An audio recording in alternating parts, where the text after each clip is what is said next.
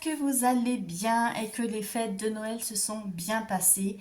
Donc, comme promis, aujourd'hui, je vous fais le budget prévisionnel pour janvier 2024. Ça y est, la nouvelle année. On va planifier.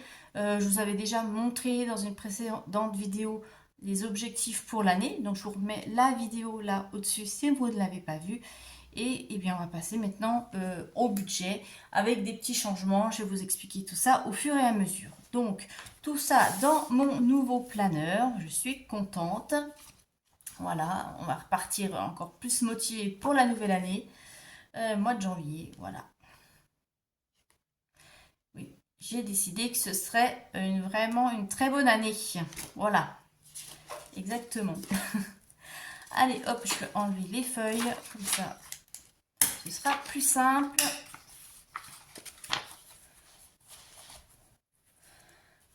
Et c'est parti. Alors, au niveau des revenus, eh bien, comme d'habitude, il y a le salaire. Alors, je vais partir comme d'habitude sur 1600, sachant que je vais avoir une petite augmentation. Alors, c'est pas grand-chose, mais bon, c'est toujours ça de prix. Par rapport à l'inflation, ça ne suit pas du tout, mais c'est pas grave, c'est mieux que rien. Euh, je mets 1600 parce que je ne sais pas si l'augmentation sera sur le salaire du mois de décembre, donc je serai fin du mois pour janvier ou au mois de janvier pour février. Bref, voilà. Donc on laisse 1600, on verra si on a une bonne surprise ou pas. Toujours la CAF, donc je rappelle, c'est la prime d'activité. Donc pour le mois de janvier, elle sera encore de 155, sachant qu'elle diminuera puisque j'ai une petite augmentation et j'ai fait une simulation, ça va descendre forcément, c'est logique. La pension, on est sur 286, ce qui nous fait un total, comme d'habitude, de 2041 de revenus.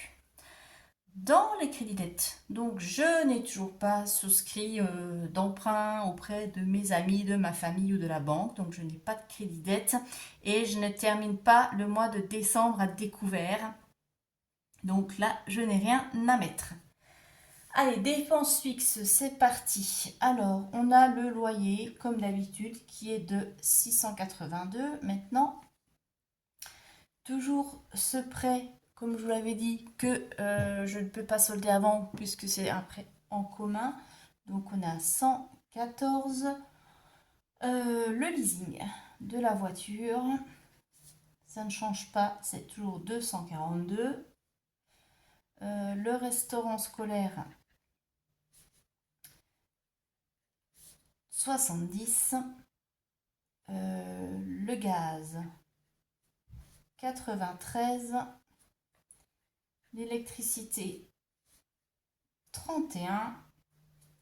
Les assurances, donc ça augmente aussi un peu. Donc assurance automobile et habitat, maintenant je passe à 56 par mois. Internet, ça n'a pas augmenté, heureusement, on est toujours à 16. Le tel, pour moi, pareil, ça ne bouge pas, on est à 15. Le tel, pour ma fille, on est à 16.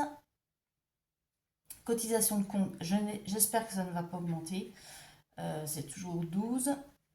Et puis Netflix. Donc l'une de vous m'avait dit qu'attention, ça allait augmenter. J'avais pas eu l'augmentation et là maintenant je l'ai. Donc on passe à 11. J'ai pris 2 euros. Voilà. Ce qui nous fait un total de 1358. Vous voyez que par rapport à 2023, là, les dépenses fixes augmentent un peu. Comme beaucoup. Virement permanent. Donc j'ai toujours mon virement vers mon LEP. Donc ça, je rappelle, c'est pour remplir mon fonds d'urgence. Donc c'est 40 euros. Et vers mon livret, pour ma prévoyance obsèque, c'est 10 euros. Voilà.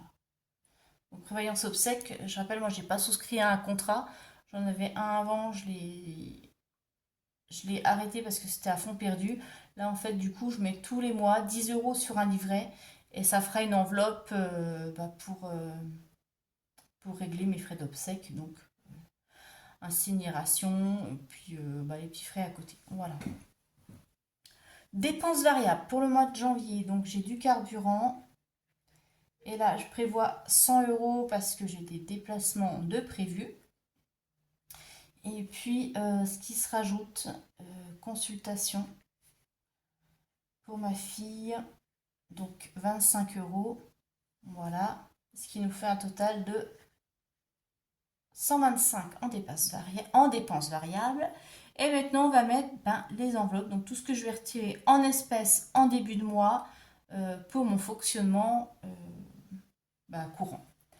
Alors, on a l'enveloppe course et là, et bien évidemment, comme beaucoup d'entre vous, je vais augmenter. Donc, je vais passer de 280 à 320 pour le mois. Là, j'ai pas le choix. Donc, 320 € de course, ce qui fait 80 € par semaine. L'enveloppe d'hiver, pour l'instant, je ne vais pas toucher. Je vais encore laisser 20. On verra si c'est suffisant ou pas. Je referai un peu le bilan au mois de mars. Et si je vois que c'est juste, je vais montrer aussi le budget. Loisirs, on reste à 20 €. L'argent de poche, pareil, pour l'instant, je ne peux pas augmenter parce qu'il y a déjà 16 € d'abonnement téléphonique. Donc, je reste à 10, ce qui fait quand même un budget pour ma fille de 26 € par mois.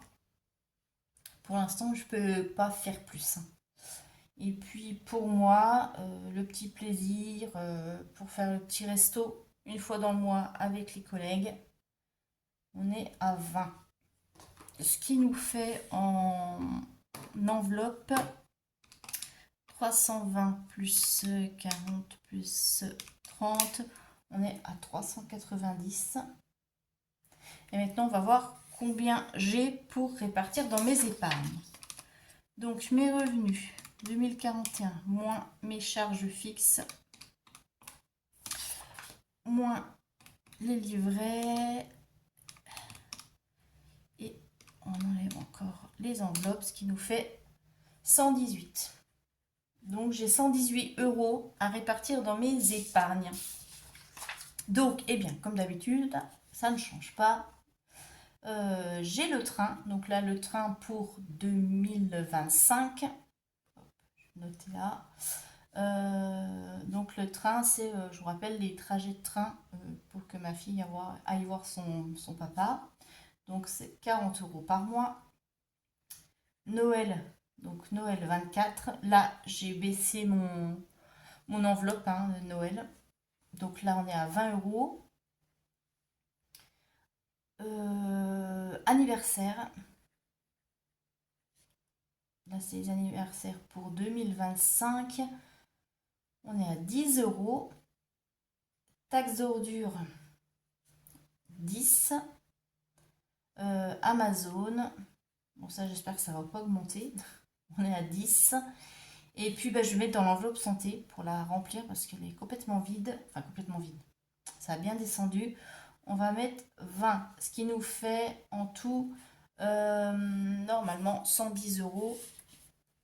4, 60, 70, 80, 90, 110, voilà. 110 € d'épargne et il reste un solde de 8 € sur le compte.